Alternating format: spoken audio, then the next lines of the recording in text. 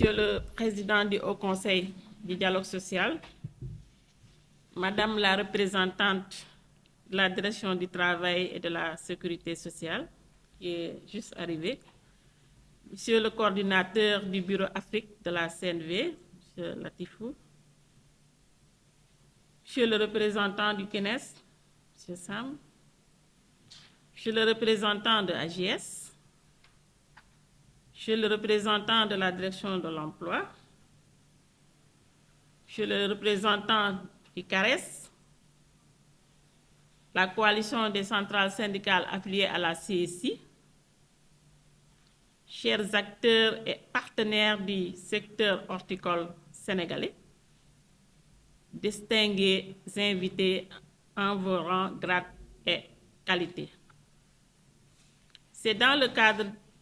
l'élaboration des outils stratégiques de mise en œuvre du programme de cofinancement syndical 2026-2030 que nous tenons cet atelier de planification opérationnelle du plan d'action de l'UDTS le 8-9 avril 2026, avec le soutien précieux du BCPA CNV International et du gouvernement des Pays-Bas à travers son programme Pays Combinés. Permettez-moi à cette occasion d'adresser mes sincères remerciements au BCPA CNV International, dont la délégation de haut niveau est conduite par Monsieur le coordinateur Latifou Yessoufou, pour son implication directe dans l'organisation de cet atelier régional. Je tiens aussi à remercier très sincèrement le président du Haut Conseil du dialogue social d'avoir accepté de présider la cérémonie d'ouverture de l'atelier. Monsieur le Président, nous ne doutons en aucun instant que nous pouvons compter sur votre maîtrise des enjeux et défis en lien avec le dialogue social dans le secteur de l'horticulture pour asseoir les bases solides d'une collaboration parfaite entre les acteurs pour la mise en place des structures de dialogue social inclusives et constructives. Mesdames, Messieurs les représentants des départements ministériels et acteurs institutionnels, Monsieur le représentant de CNV International, Monsieur le représentant du Bureau international du travail à Dakar, Madame le secrétaire général de l'Union démocratique des travailleurs du Sénégal, Mesdames, Messieurs les représentants des partenaires techniques et financiers, Mesdames, Messieurs les membres de la société civile et organisations non gouvernementales internationales, Monsieur le représentant des organisations patronales et des organisations syndicales de travailleurs, Mesdames, Messieurs, distingués invités en vos rangs, titres et grades, permettez-moi à l'entame de mes propos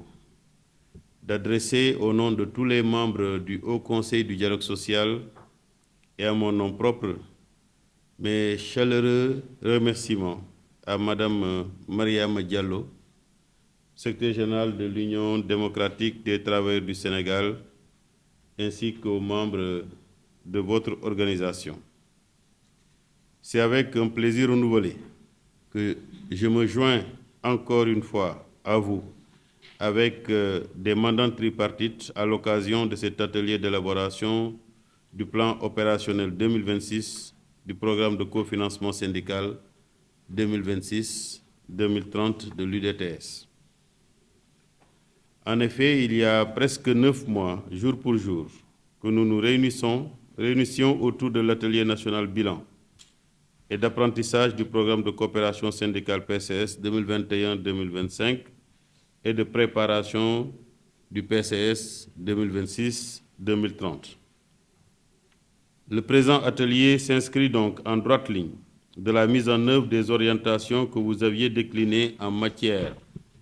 de priorité d'intervention pour la deuxième phase 2026-2030 au niveau national et global, de recommandations visant à améliorer l'efficacité, la pertinence et l'impact du programme, de choix des thématiques d'apprentissage stratégique à approfondir durant la seconde phase du programme. Je me réjouis aussi particulièrement de la tenue de cet atelier qui confirme votre option stratégique de renforcement des capacités de vos membres dans une approche qui consolide le tripartisme en y associant d'autres organisations syndicales et d'employeurs ainsi que des représentants du gouvernement. Je vois ici la DGTS, la direction de l'emploi au nom du gouvernement et la CNES également, je crois qu'elle est bien représentée pour les employeurs ainsi que les autres organisations syndicales de travailleurs et les ONG. Il me plaît aussi de saluer l'implication d'associations de la société civile, mais surtout d'acteurs des filières horticoles, oignons, mangue et anacarde. Au-delà de leur impact sur le niveau d'attente des ODD 5, 8 et 10 au niveau national, les initiatives retenues dans le cadre du plan opérationnel 2026 rejailliront qualitativement sur la contribution de l'UDTS en matière de promotion du dialogue social en général et de mise en œuvre du Pacte national de stabilité sociale pour une croissance inclusive et durable, que votre organisation a bien voulu signer. En effet, au titre des engagements communs d'ordre économique, les signataires du PNSS, donc Pacte national de stabilité sociale pour une croissance inclusive et durable, se sont engagés à œuvrer à la relance de l'économie et développer une croissance soutenue, favorisant la création de richesses. Et pour être inclusive et durable, cette création de richesses doit s'adosser sur les filières. Cette approche basée sur les filières jettera aussi les bases de la promotion de l'emploi décent, productif et librement choisi en général, de l'emploi des jeunes, des femmes et des personnes vivant avec un handicap en particulier, qui constitue un engagement commun d'ordre social du dit pacte. Enfin, au titre des engagements spécifiques des organisations syndicales de travailleurs et à travers ces initiatives retenues dans le cadre du plan opérationnel 2026, l'UDTS contribuera aussi à la formation des représentants des travailleurs sur les bonnes pratiques en matière de dialogue social. Je ne saurais terminer sans magnifier la qualité de la coopération Nord-Sud mise en œuvre dans le cadre du programme de cofinancement syndical au niveau de notre pays, du Bénin, de la Côte d'Ivoire, du Mali, du Niger et de la Tunisie, selon une théorie de changement avec l'appui de CNV International. Ce n'est qu'ainsi que nous pourrons, par des emprunts réciproques, nous enrichir mutuellement et contribuer à la promotion du travail décent au niveau de chacun de nos pays, tout en accordant un intérêt particulier au pluralisme syndical et incidemment à la dimension inclusive du dialogue social.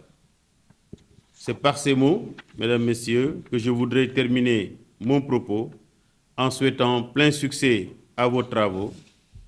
Sur ce, je déclare ouvert l'atelier national d'élaboration du plan opérationnel 2026